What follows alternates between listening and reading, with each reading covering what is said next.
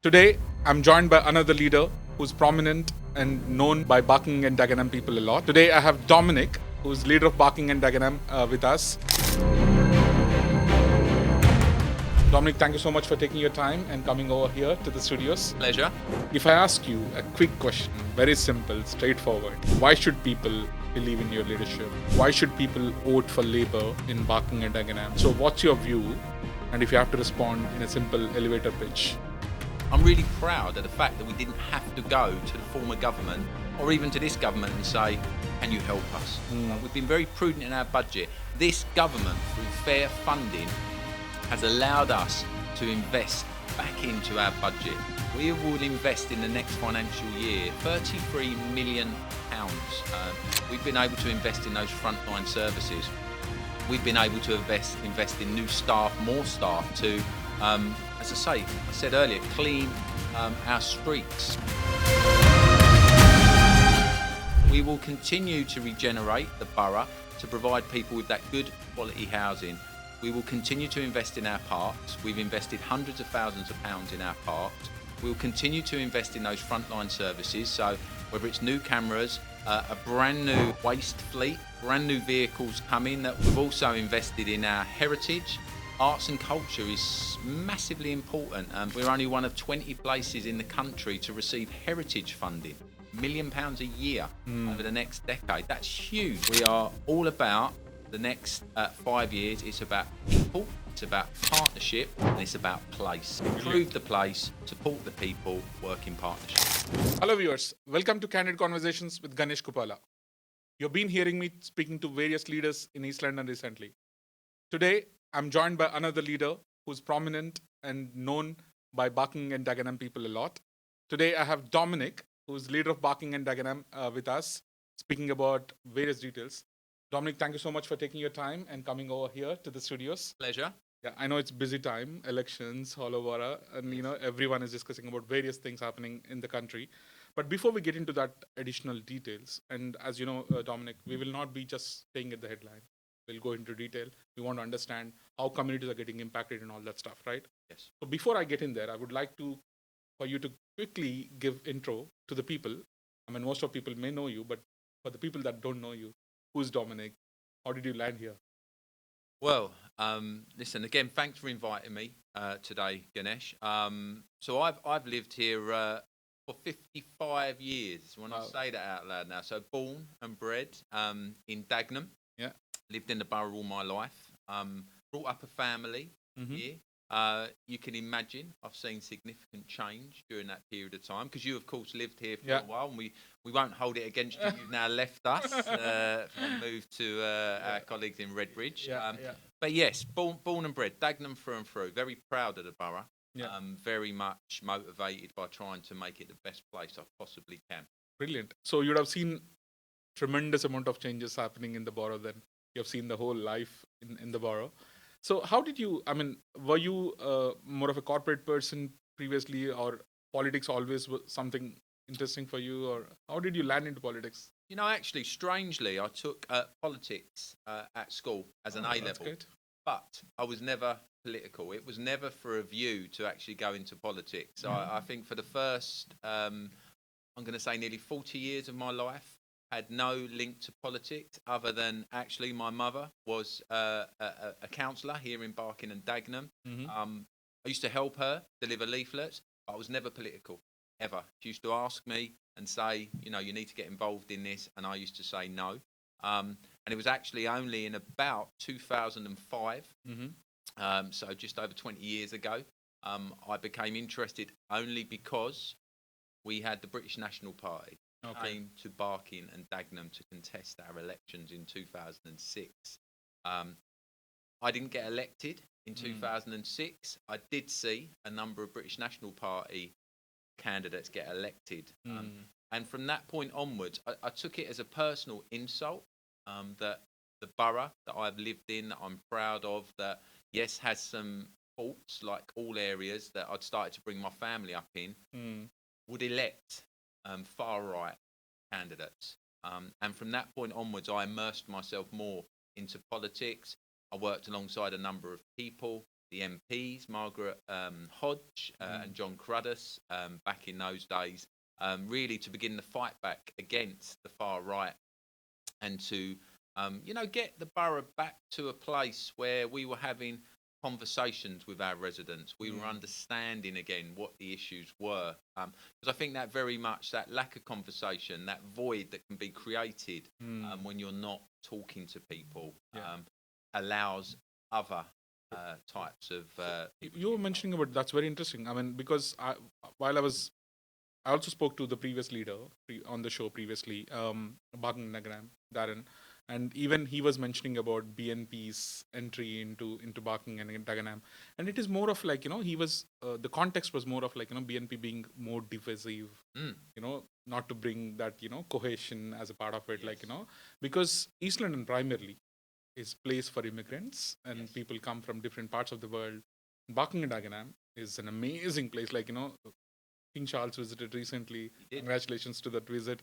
And we were so proud to have that, kind of community showing up for everyone. It's not about one place, one nation or anything of that sort, but every resident who comes and lives in Barking becomes Barking and Dagenham resident, and everyone gets the same opportunity. So do you want to give a quick background of that divisive politics? Is that coming back again? What's happening? Well, I think it is coming back again, and we see it. Somebody like myself that's lived here for so long, and the British National Party weren't the beginning. Back in the late 70s, early 80s, we had the National Front, which were a former far right group. So we have seen that change in terms of what the names are of these various groups, but actually the politics and the rhetoric stay remarkably similar. And of course, we now have a new political force in the country. Yeah. We've seen that with the rise of reform. And I have to say, though, for me, they are just in exactly the same vein as the British National Party. Many of the people there would relate to the BNP from years gone by. The rhetoric's the same. It is all about being divisive. The rhetoric around immigration being a bad thing. That actually white British people miss out on, many benefits because of immigration. And yet, the vast majority of us understand that that's not correct in a place like Barking and Dagenham. It's not correct full stop, but in Barking and Dagenham, it is such, that's probably been the biggest change I've ever seen in my life living here, is that diversity that has brought so much good. A vibrant community, people living side by side, that cohesion, that integration.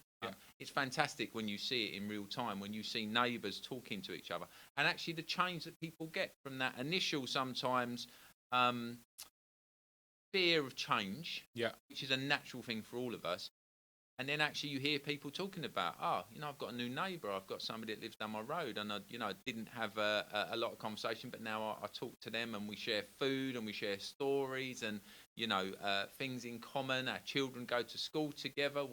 So all of that thing does develop, but we have to make sure that narrative is loud and is consistent to all of our residents, because as soon as that doesn't happen, what happens is you leave that void for divisiveness. And I think that's exactly what reform are taking advantage of. They are coming into communities where there is, as I say, poverty, deprivation, and people feel that, and they feel it in Barking and Dagenham.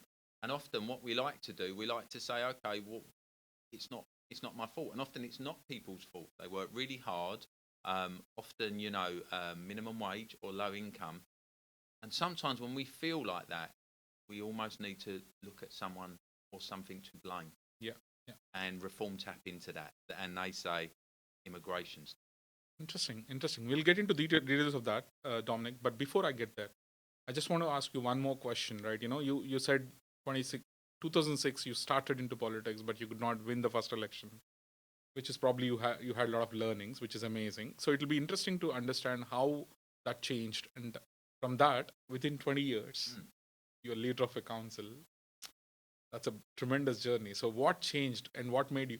And when you first picked up this role, what were your thought process? Like, were you thinking like, things that I should change, or is it more like, continuing the legacy and building upon it? How was it?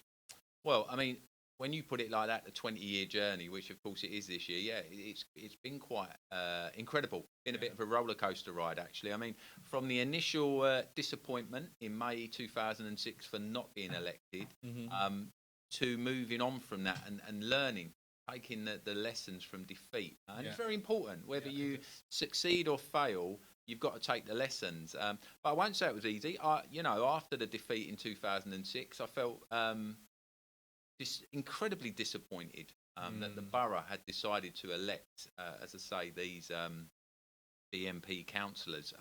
And there was probably a moment where I seriously considered, walking away from it and looking at where I might take my family and start again. And then I would say towards the end of that year, late 2006, I met the former leader of the council, Darren. I met Margaret Hodge, who reached out, and they, said, "Listen, we're beginning fight back here. We're going to, bring resources into the borough, bring people into the borough who want to campaign, with the Labour Party to actually sort of say to people to reinstill the Labour Party's values into the community." And from that point onwards, from 2007 through to the elections in 2010, the work ethic was huge, from the MP, Margaret Hodge, and John Crudders downwards, and right away through to grassroots people. Membership surged in the borough. We were out knocking on doors, talking to residents, coffee afternoons, gatherings. We really put some effort and motivation into reaching back into the community. And that turned into results. And that turned into 2010, you picked up, huge Labour results. So Labour picked up every seat in the borough in 2010. Both MPs obviously re-elected with huge majorities, which was testament to the amount of work that we'd done. But also we had to have a message to sell to the residents. It's no good talking to somebody if actually they don't believe what you're going to say. And it was about, say, re-energising our community and saying, we're here for you. This is what we're trying to do. Unfortunately that year Labour lost the general election, which made life a little bit more difficult because, when you're aligned, when you have a Labour government, a Labour council, a Labour mayor of London, that would have been a fantastic springboard. We have that now. However, what we're trying to deal with, we unravel 15 years of austerity. And you can't do it financially in such a short period of time. But I think we're making strides both in Barking and Dagenham and across the country. That message is extremely consistent across the councils. Dominic, I was speaking to Newham leaders. I was with Camera, the Redbridge leader, a few weeks back, and I'm with you now. But what consistently comes out is the 14 years of austerity and the struggle that they have. All the councils had to go through. Yes. And if you have to bring that back and compare with today, like what has changed? I know you had difficult times of 14 years of, two different governments, and there was a lot of cuts and all that stuff. And what changed today? How do you look at last 2 years? Look, I think the last 2 years, I'd say the last year, actually, new government in the summer of 2024, very, very difficult to do much on a financial viewpoint in that first budget, for 25-26. What we were very pleased to see from the government was that they increased our funding to the boroughs. They increased the funding through sort of the emergency sort of recovery grant, where they looked at boroughs up and down the country they looked at deprivation and they looked at poverty statistics, and they said, okay, we haven't got time to do fair funding, which they had promised to review and renew, because the former government, the Conservative government, had fair funding on the agenda and frankly just kept kicking that into the long grass. So the government said, listen, we are not going to have time in the next few months to actually fully onboard fair funding, but the promise always was that from the financial year 26-27, fair funding would be implemented. So last year, for sure, 25-26, or this current financial year, we benefited by a few £1 million. But the key is And I say this to residents because it's just absolutely the truth. When you lose 40% of your budget, over £100 million in an area of deprivation and poverty that we face, it has such a significant impact. And that's huge. Look, it is really huge. You know, we have 4 in 10 of our children are in child poverty. We have a huge amount, thousands of family in fuel poverty. So actually turning that around in 2 years is impossible for any government, even if I would say the economy, the world economy, the national economy is thriving. And as we know, it's not. But I would just say that in this coming financial year, the fair funding was implemented, which has given us an 11.5% increase on our budget. It's probably more than double London as an average. London as an average received about 5.6%. But that's testament, unfortunately, to show the level of deprivation and poverty, but equally growth in terms of our young people, particularly population. Brilliant. So I want to dissect that, Dominic, a little more for my audience to understand. So when you get a little bit of funding from the central government, what does that mean? Like, how would you immediately serve? Like, if I have to go back to somebody in Becontree or somebody in Loxford or somebody is in Freshwater, how is that changing their life? I'm getting, say, 11% more budget compared to previous governments. I want them to understand what it means exactly. Yes. If you can dissect that and tell how it impacts the social care, whatever. Yes, yeah. Well, I mean, in one word, investment. So where over a period of 14 years we've had to cut back on, actually we're quite proud we've never cut any services, but what we have done is reduce services. So we're trying to do, as lots of councils are, more for less. And that's difficult because actually what we're actually talking about is people. So people run services, and doing more for less will often mean that actually where you might have had 10 people running a particular service, let's say servicing a particular group or cohort of people in a borough. So let's just say hypothetically 10 people were running a service around graffiti, let's say graffiti clearance. And then actually over that period of time, over this last decade, people leave and what you actually do is not replace them. You don't make people redundant. We didn't have to go through a big redundancy scheme. In fact, we said that that's something we do not want to do, make hundreds and hundreds of people redundant. So we didn't do a compulsory redundancy scheme throughout this time. Some people took voluntary redundancy, and actually when people move on, they wasn't replaced. So you can imagine, you've got 10 people delivering, say, a service for cleaning graffiti, and then that team reduces to 6 people over a period of time. Graffiti probably hasn't got lessened. More people in the borough, more young people in the borough. So actually, it's the quality of service that will always suffer when you do more for less. Not necessarily in all areas, because AI and technology and some digital and online interactions can improve actually and be more efficient. But those real frontline services, AI can't help, digitalisation can't help. People have to be out there doing the everyday work. So it's the human element. It's the human element, and that's been the biggest impact with all of the savings cuts that we've had to deliver. But I will say we've cut no services, which is massively important. I think we deliver more services than any other London borough. But we obviously now are able to invest more in those services. And investment means people, means better quality of service, means services more often. So, particularly in things we announced recently in around the collection of fly tipping, for argument's sake, which we know is a national problem. Yes, but we were able to invest in extra teams. So we look at that in probably a 2 or 3-fold way. One, investing in extra teams to collect the fly tipping. 2, though, which is the most important thing, education. So we've been doing lots of days of action. Had volunteers, resident volunteers, council staff, councillors, groups in the borough, like Road in Rubbish, who are fantastic, all coming together in an area to clean the area and say to people, listen, this is what it can look like, this is what it can be together.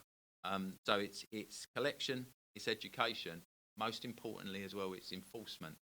Trying to catch people and find people, which we do, but it's incredibly difficult actually to catch people. We use cameras, we rely on our residents, we've got our I saw the social media posts as well about blaming people for doing fly tipping, which is the right way to do it. And Barking and Dagenham is seen a lot these days talking about that. I think that's also a very good initiative. And things like apps like Love Clean Streets and all that stuff are working well as well. So I think that's absolutely. I mean, people, for you to understand what it means when the budgets change, this is what it means. Yes. Every service, every investment that goes into right pockets, and then it will actually, end of the day, it delivers to that house which is in Vicentry, or that house in Luxford, or that house in each of the Gascoigne, or anywhere, right? It will impact everyone. Yes. That's what it means. And I was also doing a little more research on Barking. I was going to speak to you anyways today. So one thing I've noted, Dominic, is like it's one of the reports last year says every fifth house built in UK or London is built in Barking and Dagenham. Well, yeah. Well, is that right, or it's sort of right? 20% social, affordable housing. Social housing. So we went through a period. That's right, where 1 in 5 properties built in London was built here. Wow. And affordable housing, which is massively important because in areas like Barking and Dagenham, we talked about before, poverty, deprivation is high. So it's really important that we're able to build housing that's affordable by all. We welcome Londoners. We welcome people into the borough. We welcome people from across the country if they want to come and live in Barking and Dagenham. But equally, we must make sure that our own residents have got the opportunity to either rent, privately, sub-market rent, because we work with when we go through planning and work with developers that want to build out schemes in this borough. We've been very strong on holding the line in terms of the percentage of affordable housing that they need to provide. So, fast path 35% affordable housing for our partners. We ourselves have, by the time we get to the end of our pipeline scheme, which will be probably towards the end of 2027, we ourselves would have built through Be First, our regeneration arm, nearly 3,700 properties ourselves. And that's affordable housing. 75% of that affordable housing, sub-market, and the other 25% would be, market rent. Even then, Dominic, you're talking about 3,700. Even if I take 75% of them, it's around 3,000 homes built for people who needs it, which is amazing, tremendous, actually. Great. I think that's one of the leading sections for Barking and Dagenham. And also, there's one more stat I was looking at, the kind of businesses that are moving into Barking, which is tremendous. And, Billing Gates is moving to Barking and Dagenham? No. Not anymore. Not anymore? Okay. No, there's been a but change. Eastbrook Studios? Yes. Hello, my name's Dominic Twomey and I'm the leader of Barking and Dagenham Council, and I'm proud to say that we marked a fantastic occasion when we hosted King Charles III in the borough on Wednesday, where he met residents from the Make It Here participation and learning programme, and actually met people in Eastbrook Studios. Now, Eastbrook Studios started off as an idea that we had within the council, and it's blossomed into a fully functioning film studio where local residents get the opportunity to look behind the scenes and become involved in it. So from that idea that started with our very own film unit within the council, it's actually led us to this place today. So let's go inside and have a little look around to see what's going on.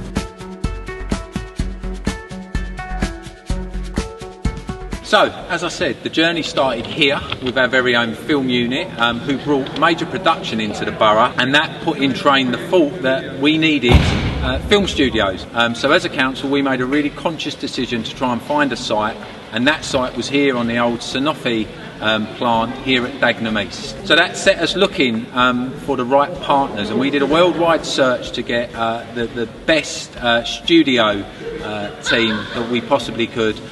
And it was fantastic to partner with the MBS Group and Hackman, who were the people that built this film studio, state-of-the-art film studio, here in Dagenham. And through this deal, we secured $1 million. More colleges and all. How did that happen? Like, is that more of a lobby? Or is it more like, because it's a growing market in Barking and Dagenham? I just wanted to understand from you, like, how did that happen? Well, why they chose Barking? yeah, Dagenham? well, it's a conscious effort, depending what businesses it was. So, if we rewound, you said to me, what changes have I seen in Barking and Dagenham? Yeah. Back when I was a child, in the late 70s, early 80s, we had Ford Motor Company, employed nearly 50,000 people Yeah. in this area. So Yeah. that industry was strong. And people probably never saw the end of that industry, just in different parts of the country, the steel industry, coal mining, etc. And really, the borough was built on Ford Motor Company. And then, of course, over time, Ford Motor Company withdrew and downsized, and it stands today they employ just over 2,000 people. So a tiny percentage. It just gives you some context of actually, once Ford's moved out, other businesses started to follow. So that was a bit of a downward sort of spiral, because actually people had been used to sort of going to school, leaving school, not going into further education, not doing A-levels, not getting degrees, not working in Fords. Big family tradition. So grandfathers, fathers, grandsons would sort of follow through. Now what we're used to, we've become very well known for having small and medium-sized businesses, but we don't have those really big businesses anymore. And it's important to try and have those anchor private sector companies, because they draw in not just other business into the area, but all of those sort of supply chains that come in and service these bigger businesses. I think the film studio is a classic example of that, hopefully. So that came about because a number of years ago, there was lots of studies coming out that actually there was not enough film studios in this country, but in London in particular. Huge demand, not enough facility. So we, at that point in time, and even today, what we've been lucky enough to have, I would say, is land. Now, lots of boroughs, particularly in inner London, don't have the land to build on. We've had land because we haven't been able to develop as quickly. So it was identified that we could put a plot of land aside to bring in a film studio. Now, initially, it wasn't successful because actually lots of these film studio people are American. Now, they don't like our planning system. So it didn't really take off first time around. And then second time around, we made a conscious decision as a council, though, to do planning ourselves, which was quite unusual. So we did the whole planning process of how to build film studio, a state-of-the-art film studio, because we had to do it top-notch to attract people. So we pushed all that through planning. We had the land, and then we put that out to tender. And there was so many companies actually that couldn't believe it, that the planning was ready to go. Brilliant. In other areas, even in parts of London, had to bring in the external teams to do the planning, do all the comms, to do everything. Now we'd already done it, so it was oven ready. We went out to tender. We got some fantastic partners, MBS Hackman. They run huge studios across the world, particularly in America. And they came in, bought the land off of us because that was part of the tender. It was our land. We had bought that land in the past. Obviously covered the costs of planning because that was part of the tender as well, that we've done this for you, taken all the effort and cost out. And they came in, and sometimes you look at, I see a lot of computer generated images, for housing, for businesses. And actually, for me, the proof of the pudding is, does what's actually built out reflect in the CGI? And I can honestly say Eastbrook Studios is incredibly close to it. They great partners, really fulfilled their part of it. What we also got out of them as partners is £1 million endowment, and that was for our young people. So that endowment helps young people to train and upskill in all parts of film, not just about being like yourself in front of the camera, often interviewing people. It's about people being behind the camera. It's about people being lighting experts or sound experts or, carpenters. It's tremendous amount of opportunity, right? Even 24 crafts comes into that. And I was speaking to you a couple of weeks back for my son, and the younger generation is looking for. I was extremely happy when I saw that, this kind of studios are now coming up in our area, because the younger generation, because of the AI, creative jobs are going to be really, really, really interesting in the future. I think it's a very, very good investment, and it's an amazing thing for Barking and Dagenham. And kudos to your leadership and the whole Barking and Dagenham. Now I want to get into a little more challenging topics, Yes. if you don't mind Okay. me getting in there. So I've been door knocking as well Yes. on Dominic for the last 2 years or plus, right? The biggest thing that I'll probably talk about three specific segments here, right? Number one, let's talk about number one first, the safety. Mm. Safety of the residents, safety of the kids, safety of everything. Yes. In that large section, right? Why? There's so much in London. On the social media, everyone talks about London. Unfortunately, even the leadership talks about London is not safe, which is I don't know what to say. Like it's painful when people, mayoral candidates, coming out and saying it's not safe Yes. anymore. I don't understand. Like if you are the leadership and if you come out and talk about your own city in such a way, I don't want to say that I'm not safe. Yes. But how do you see this? Like, what's your view when people talk about London is not safe, especially Barking and Dagenham and all? What's your view, and what's your, how are you going to mitigate this? Yes. Any measures that you have taken as a leader to increase safety in Borough? Yeah. Well, of course. We work closely with the Mayor of London. We work closely with our police colleagues in the borough. And it's difficult, isn't it? Because there's a perception we are. London is a huge city. Lots of people. Huge pockets of wealth, actually. So, crime is always with us, and it's always been with us for hundreds of years. Where the police, originally came in. What we have to try and separate out is actual crime versus the fear of crime or the perception of crime. But we work with the police, with our safer neighbourhood panels, where our residents come out as well. So we'll have police, we'll have someone from the safer neighbourhood team in the council, we'll have local councillors talking to the residents, asking them what their key priorities are as a very grassroots level starting point. We as a council also work with the police to, ensure that actually we hold them to account, that actually we have enough police. We lobby the Mayor of London. We lobby police councils. People will know that we recently lobbied to ensure that actually Dagenham Police Station, the counter there didn't close. That was really important. Yeah. Our residents have somewhere to go to report the crime, because we talk about online, we talk about digitalisation. Of course, it's more effective in a way, more efficient. You can do it quicker, but actually people like to know that there's somewhere where they can go front counter. So, from Margaret Mullane, the MP, Labour MP in Dagenham, she led that campaign. We joined as a council, and we saved that counter where it's been cut in other parts of London. So we also run specific schemes. We've got a big emphasis in violence against women and girls, VORG. So there are lots of things that we've put in our public protection orders in Barking Town Centre and parts of Dagenham, where actually, we've added to the list of offences, for example. So if somebody catcalls, verbally sort of shouts at a woman, then obviously that forms part of, the process. They will be arrested for that. So it is about partnership. All of my vision since I've become leader is about doing things together. That's not allowing people off the hook. That's about challenging them, but having positive criticism. So actually, it's something that can change. So, for a very quick example is that the Mayor of London recently has lobbied government about what you and I would maybe call the hotel tax. You go to other cities around the world, you might pay £2 a night, depending what sort of hotel you're in.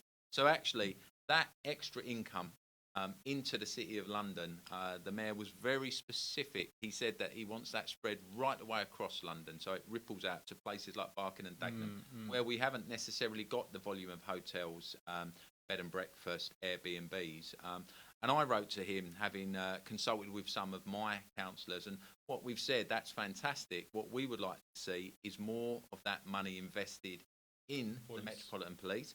So actually what that means is when you have all of those big concerts or football matches or big events or marches in London, they don't have to take police from Barking and Dagenham, which happens at the moment, and all London boroughs. I'm sure Cam might have said that in Regeneration. So actually, by investing more money into the police that are dedicated in the centre of London, that will stop the removal police on those particular days. So that will all add to the level of safety, because we know that if we have a presence in the borough, then that does deter people.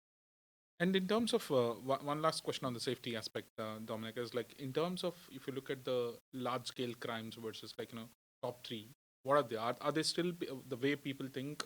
Because one of the when I was speaking to the local MP recently, what surprised me is social media says we are not safe, but we are much safer than last 10 years before. Yes. And statistics says completely different, but the outside world thinks it's completely different, and it's our responsibility. I'm sure you would be doing at the door knocking, but how do you want to break that myth that it's actually not true? But and one of the another thing they were mentioning about is that domestic violence, domestic abuse has actually picked up, and instead of the actual crime, knife crime, and all we talk about, but the reality is theft and burglary probably have come down, and the domestic. So, what's your view on that? How LBBD is looking in that space? Well, unfortunately, Barking and Dagenham has always had a high level of domestic abuse. We had a domestic abuse commission a number of years ago, where a number of recommendations were brought in that we've tried to work on.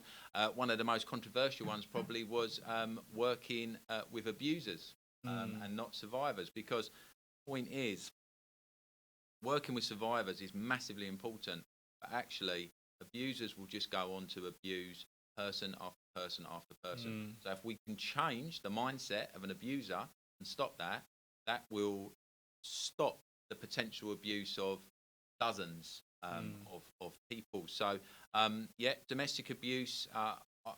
Is that one of the top crimes? It's one of the top crimes, and it's we've worked really hard to, as a council, our message was that we believe. So if people came forward to report domestic abuse to the council or to the police or to the NHS colleagues, and it flowed through to us, we have a starting point of course, we believe.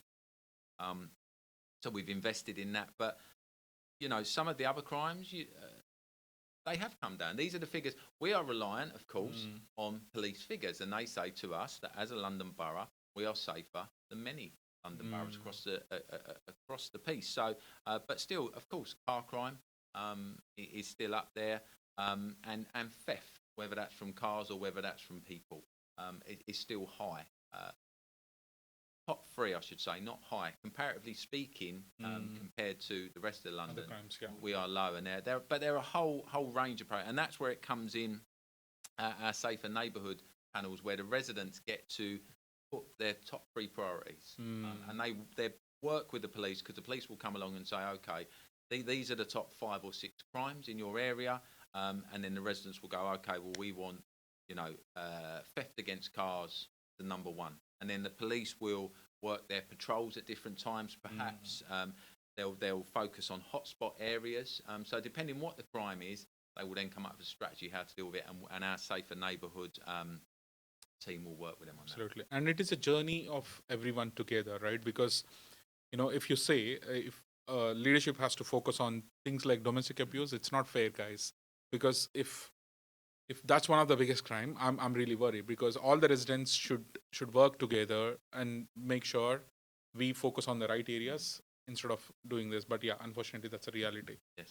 And the second most talked about subject in UK is the NHS waiting periods and all. And what I was pleased to see, it has come down significantly in the last year or so. But is the sentiment still the same on the doors when you go and speak to the people? People do. I mean, at least when I go and knock the doors, I do hear things about NHS a lot. Are you hearing the same, Dominic?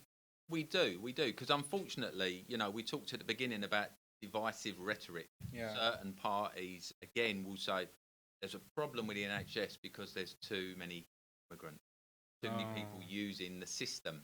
When in fact we know that actually, without immigration, the National Health Service would probably collapse. Yeah. Doctors, nurses, porters, cleaners, across the piece, we know that immigration has had such a positive effect on our National Health Service.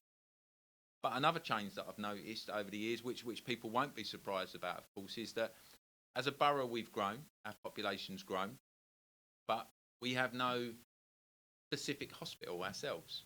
We have Barking Hospital that provides maternity care and one or two other services. You can have an MRI scan, etc. But it's not as big as Queen's Hospital, King George. King George in Redbridge, Newham Hospital. These areas have now our residents use those. They don't get to the edge of the borough and go, oh, it's no longer in Barking and Dagenham. So of course our residents use Queen's and King George's and Newham Hospital and beyond. But actually, you know, part of working with our colleagues in the NHS is to lobby for better health outcomes. Better health outcomes are better served by having a hospital. And we have Barking Hospital. It's quite big in terms of sort of the land that it's on, and we would like to improve services that go in there. We do have, and very recently, and we're very grateful to colleagues in the NHS, a new state-of-the-art diagnostic centre in Dagenham, which is absolutely fantastic because you can go and have the preventative scans and support, and that information can then be relayed to you almost instantly, which is fantastic, rather than waiting and having to travel across London. But it's early in the process. But we've also worked very closely with Queen Mary University, and we've talked very recently about the new dental school that we have sourced in Barking. So they are coming into the borough. Queen Mary are coming in with their students who they are training to become dentists. They're working with experienced dentists. And the fantastic thing for our residents is that we will be providing 5,000, or they will, 5,000 free appointments each year to our residents. And so do you have a dedicated centre that's going to be set up, or it will be, there are 2 floors in a building in Barking called Roycroft House, so they are being fitted out this year, and it will be, you know, with a number of dental chairs, so you know, people that really struggle, can't afford for private healthcare, can't get registered with the NHS, we know that's a real issue, will now be able to take advantage of free dental healthcare, which is massive in an area like Barking and Dagenham. And it's a big news. 5,000, you said. 5,000 free dental appointments. That is a big news, Dominic. I think it should definitely get the attention of the audience. So I just want to repeat it. So it's starting in it will start towards the end of this year. End of this year, okay. But do watch out for this. Barking and Dagenham, in partnership with Queen's Mary, coming up with this amazing facility of the dental care. 5,000 free appointments, which is incredible. It's going to change lives. Because we know that poor dental hygiene can bring so many other health problems. You know, from obesity to issues with self-esteem, etc. So your mental health can be affected when your teeth. So it is so beneficial to our residents. We're so pleased to be in partnership. And dental is one of the most spent area in the health sector generally, right? Absolutely. Yeah, brilliant. And but one more thing, in terms of like, you know, I have seen a lot of camps being run in Barking Library from NHS in partnership with the council. Are they going to increase a bit? I mean, the reason I'm asking that question, Dominic, is one, see, the biggest complaint that comes on NHS space is about the appointments. Yes. Is there a way that councils can work with NHS to make it more realistic? Maybe having more camps run in the libraries or at the community centers so that people don't have to really go into hospitals. Things like, you know, smaller stuff can be serviced at the doorsteps or through the camps. Yes. Do you have any thoughts on that? I mean, we are, we've done a number of pilots, and we're actually part of, healthy neighbourhoods where we are now doing healthy spaces in different wards, and that's working with colleagues from the NHS to ensure that people get seen, you know, in a place near to them. Now, it's early in its rollout, but it's so important that actually health is such a big problem in Barking and Dagenham. It's important that people feel that they can't travel. And we know that can be a can't we, if people have to travel. But so we are working to try and get into neighbourhoods, not just with health, with advice, support, financial support, housing support, but we are trying to take it into neighbourhoods so that actually everybody has somewhere to go where they can be supported.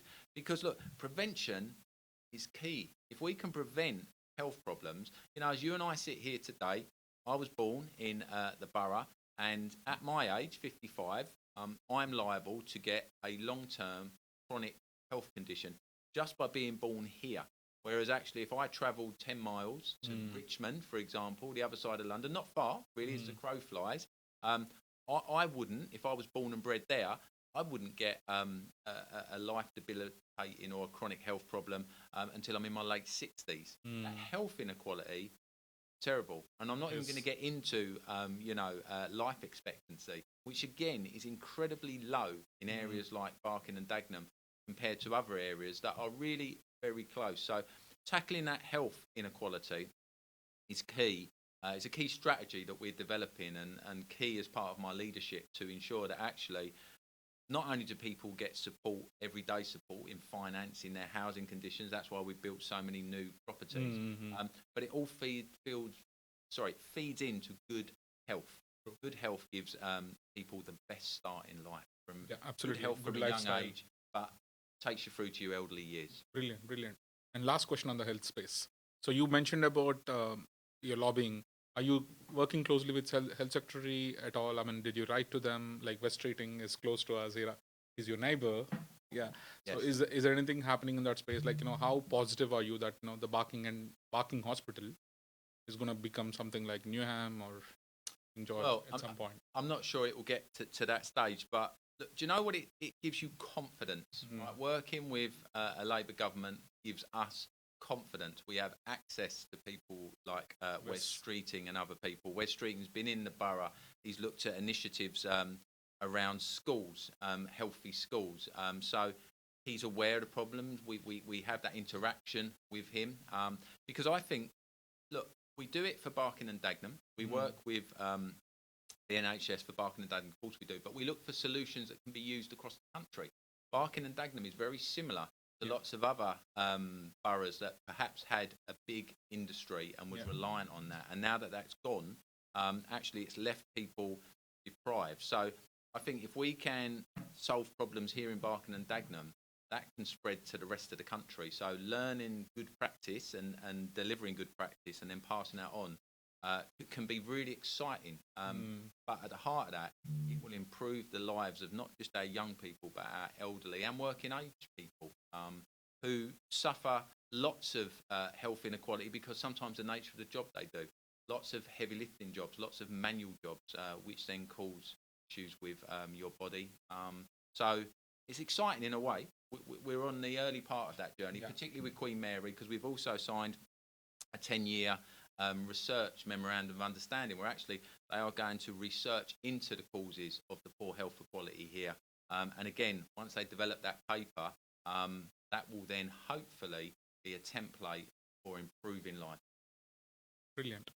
And then the next topic that I want to touch upon is two more actually. One is on the kids and the younger population of Barking and Dagenham, and the other one is about small businesses. Right. Let's go into the younger population first. There are two segments in this. One is about the schools and the green spaces, parks.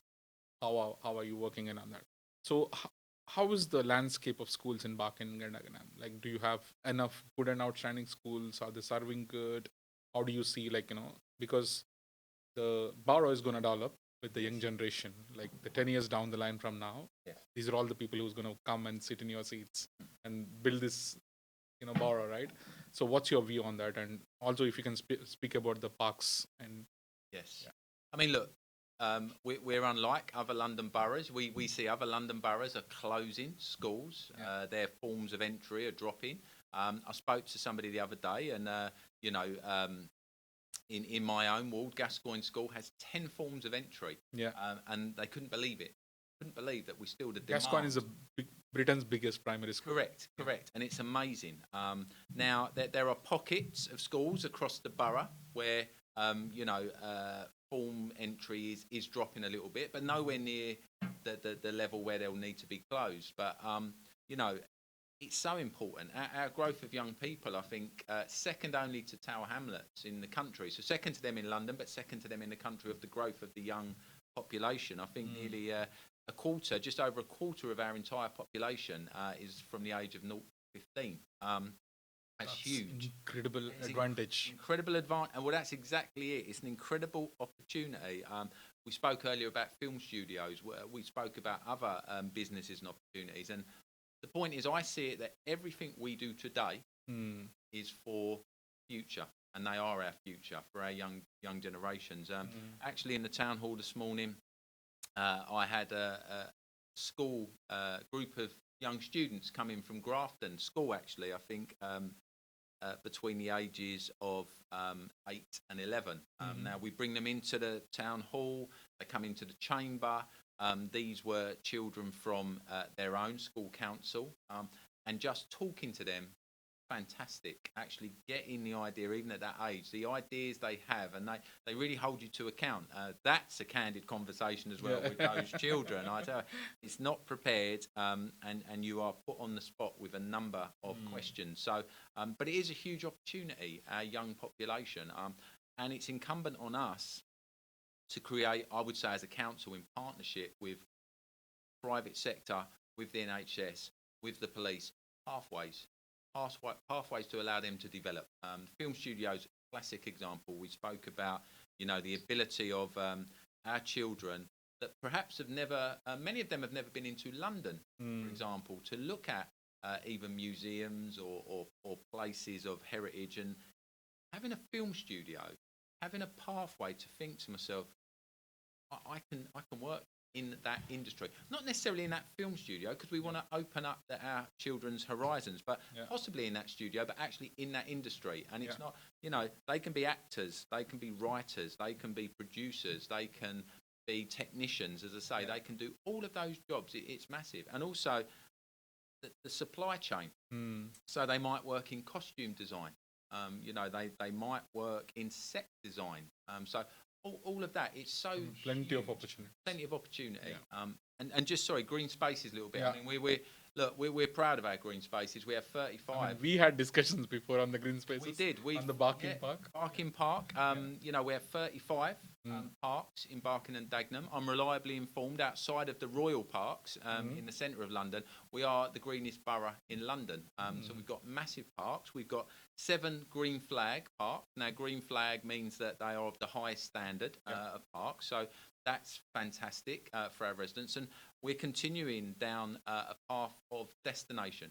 We want our park to not only serve our own residents, that's what they deserve, but we want people from London come into the borough and say, I want to travel to Barking Park, I want to travel to Greatfields Park, or I want to travel to Central Park, because there's stuff going on there.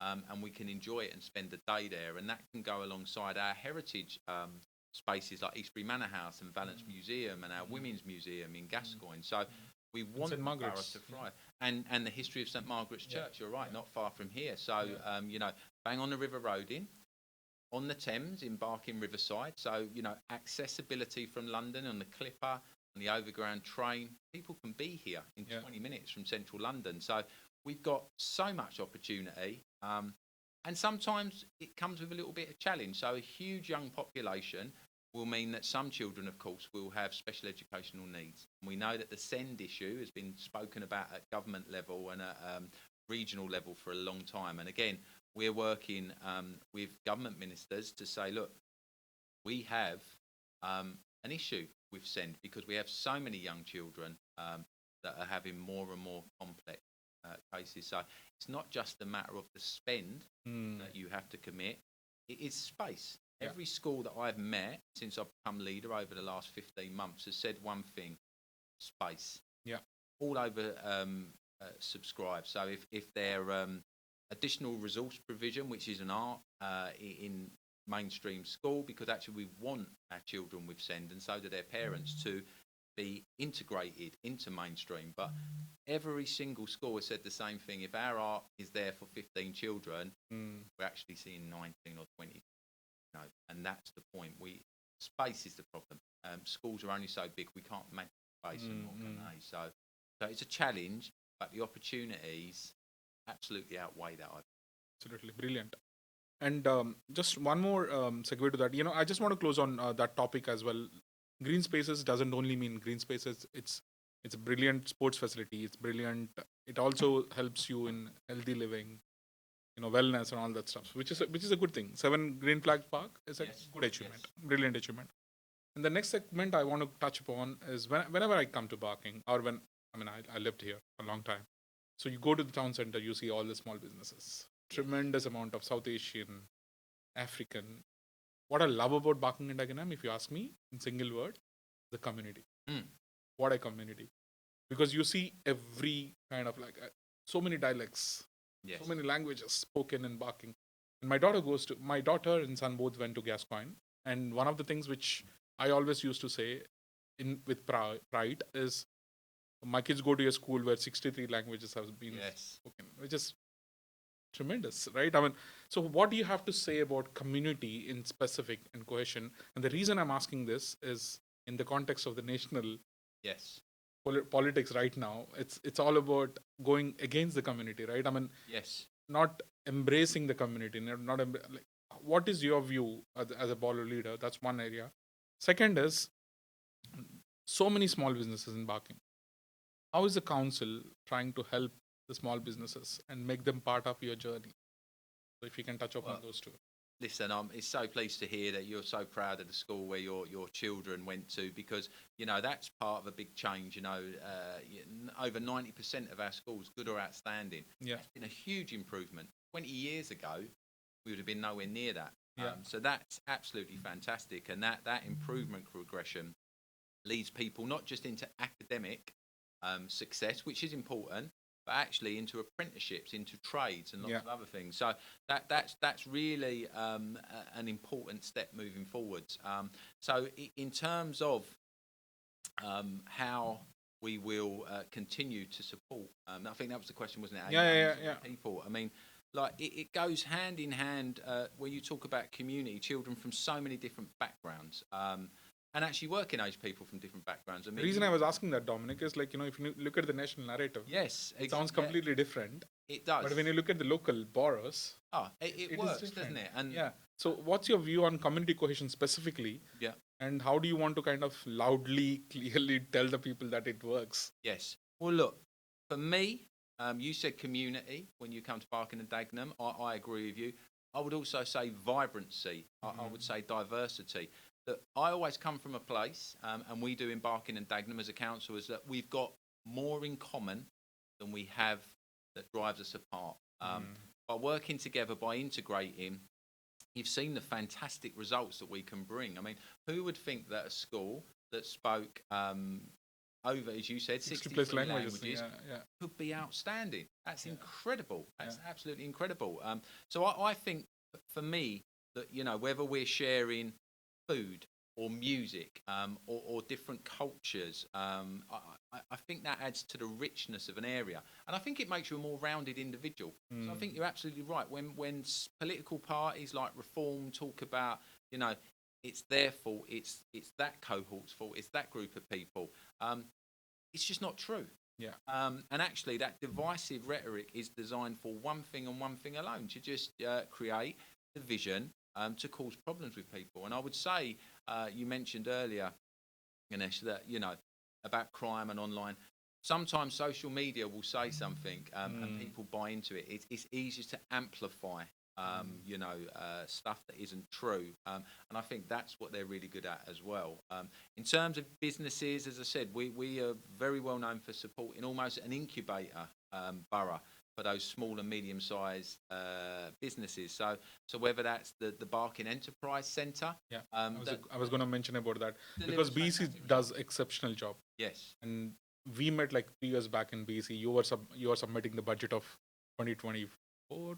You were the finance. They all blur into one after doing it for 12 years. But yes, probably. Yeah, but BC does exceptional job. So do you want to highlight a few things what BC does? Look, why should small businesses speak to BC? Well, I think their knowledge, their experience, so there are the practical things, of course, where they can actually have space, which is so important. But actually those businesses that maybe don't need space, that you can start up from home or you can start up from somewhere else, the expertise they give people in terms of business plans, in terms of setting up, how to get finance, how to market properly, how to do your community, your comms, how to identify your community. So I think it's just their knowledge and experience of working with so many small startups that then, I mean, the aim is you grow and you grow, and actually you find premises in the borough and you expand, and actually you then bring money into the local economy, because these shops and these businesses are providing services, not just within the borough, globally, actually. So, but it's important that, you know, it comes back, it helps our community, because these local people, they are the entrepreneurs of tomorrow, and you want them to be so successful. We want them to stay in the borough and live and have things to do, and that's incumbent on us to actually deliver not just the housing infrastructure, but to work with NHS colleagues to deliver the health infrastructure, to work with the private sector to deliver the nighttime economy and infrastructure, where people need things to do, to go, to eat, to drink, to socialise. As you say, the open spaces can do many of that as well. So much sporting background. We know that cricket, so big here. We've got very good relationship with Essex Cricket, because they know that the next generation of Essex cricketers will come from places like East London, not just Barking and Dagenham, but Redbridge and Newham and Tower Hamlets, because cricket is huge. And we still have football. You remember we had a conversation about Barking Park cricket pitch, and then it went on to Essex, and we are actually speaking to them. And there's a Barking cricket community which is huge as well. Absolutely. And I was going to say, actually, I don't know if I told you that I met with an organisation last week that run events in the park, and they're running a poll, and having the cricket pitch resurfaced is one of their 4 options in the poll. So if those local residents decide that that's what they want, and the good news is that if that were to be done through this organisation, it just means Essex Cricket and ourselves are able to invest money doing something else. So it's so well used, as you say, and that's why very quickly its lifespan, shall we say, was more limited than was expected, because it was so well used. So what a great problem to have. But true. But Essex is looking into it. I think it will be solved soon. Yes. But one last thing I want to close the conversation with is, you know, as I started the conversation, it's a season of elections right now. So, I mean, you are door knocking, Dominic. You know, you go and speak to the people. They tell you about the national problems and all that stuff. If I ask you a quick question, very simple, straightforward, why should people believe in your leadership? Why should people, when I say your leadership, Labour leadership, why should people vote for Labour in Barking and Dagenham, especially in the context of national and all that stuff they're saying? I mean, I do go to doors and say, okay, when you look at the local elections, your local body, how they are doing, what's their performance? But yeah, people do have their own baggages, right? So what's your view? And if you have to respond in a simple elevator pitch, why should people vote for Labour in Barking and Dagenham? Ganesh, I think fundamentally, we have a plan. We have a coherent plan for improvement. We've worked through the austerity years through the Conservative government. We're one of the boroughs that we never needed exceptional financial support. I'm really proud of the fact that we didn't have to go to the former government or even to this government and say, can you help us? We've been very prudent in our budget. As I say, when you are doing more for less, sometimes services aren't as good as you would want them to be. But this government, through fair funding, has allowed us to invest back into our budget. We will invest in the next financial year £33 million. Now, a lot of that addresses the demand, whether that's social care demand, whether that's our young people with special educational needs, whether in some ways it's just inflation, because our staff, deserve those pay rises. So, but it all costs money. But actually, what it also means is we've been able to invest in those frontline services. We've been able to invest in new staff, more staff to, as I said earlier, clean our streets, really try and deal with our fly tipping issues.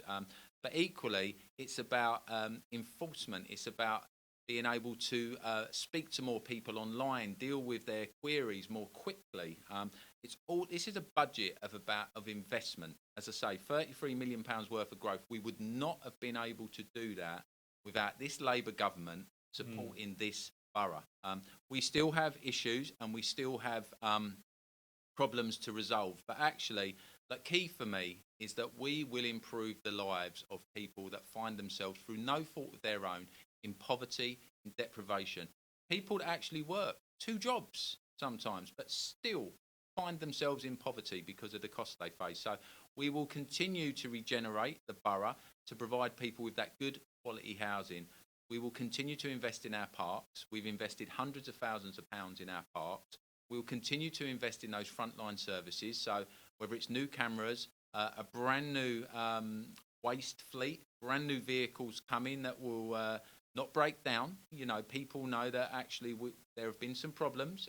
Again, because it's one of those services, you have to cut your cloth accordingly. If you haven't got the money, You have to be as prudent as you can. But this extra investment will change people's lives.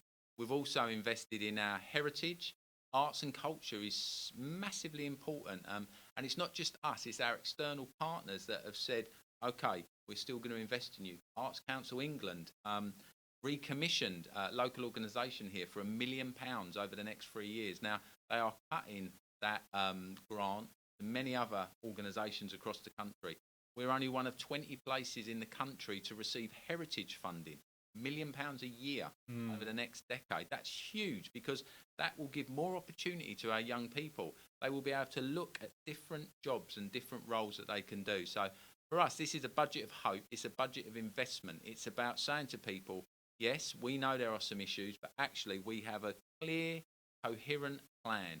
We are all about the next 5 years. It's about people, it's about partnership, and it's about place. Improve the place, support the people, work in partnership. Great. That's amazing, Dominic. Thank you so much for your time. I think you all heard what Dominic has to say. Please choose wisely. Think about what's happening in the local areas, and then go and vote for sure. 7th May, local elections are coming up. My appeal to everyone is, please don't sit in the house not voting. That's the biggest no.